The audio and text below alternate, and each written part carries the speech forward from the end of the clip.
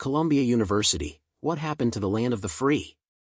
The First Amendment of the United States Constitution protects the right to protest through freedom of speech and freedom to assemble. This includes the ability to verbally protest, engage in symbolic speech, and organize peaceful marches and protests on certain public lands. The First Amendment also applies to international visitors who wish to participate in lawful public demonstrations and protest. Similar laws apply in most free countries, including the European Union, Australia, and others. While most could agree that some verbal attacks may be part of what is protected by freedom of speech laws, but insults and physical attacks are not. You can have different opinions, and you can have strong opinions, but one cannot overstep the red line of assaults and threats.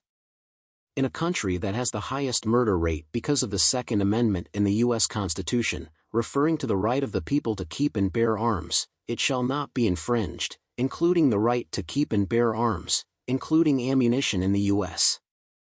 This is very different from legislation in almost any other country in the world. The current protests at Columbia University in Manhattan, New York, one of the country's most prestigious and most expensive universities, are concerning in many ways.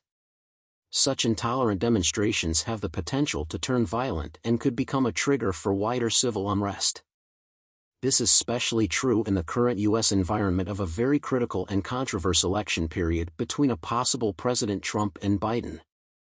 Anti-Semitic actions putting fear in the minds of ordinary citizens and have little to do with freedom of speech and the guaranteed right of protests.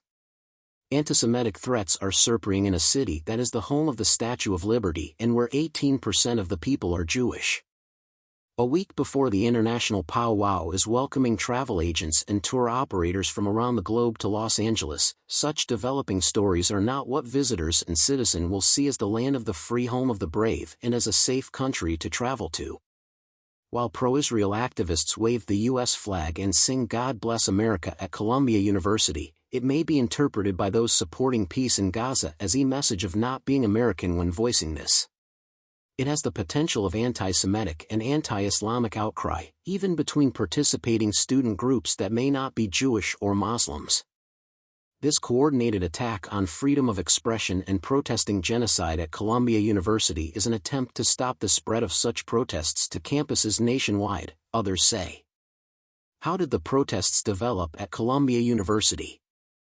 The campus had been simmering with rage for a few months because of the rising tensions.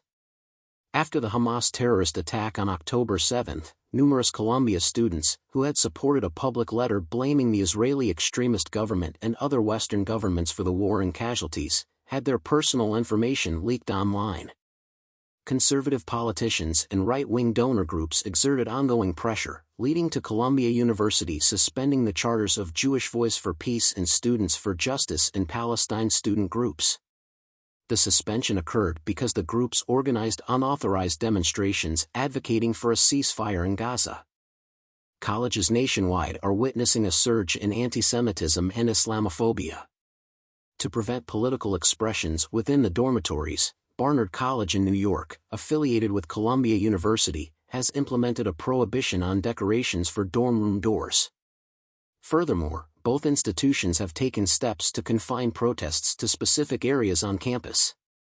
Columbia, Yale, or any university should make it straightforward and completely lawful and ethically right, prohibit the use of masks unless there are valid medical grounds. iturbonews.com.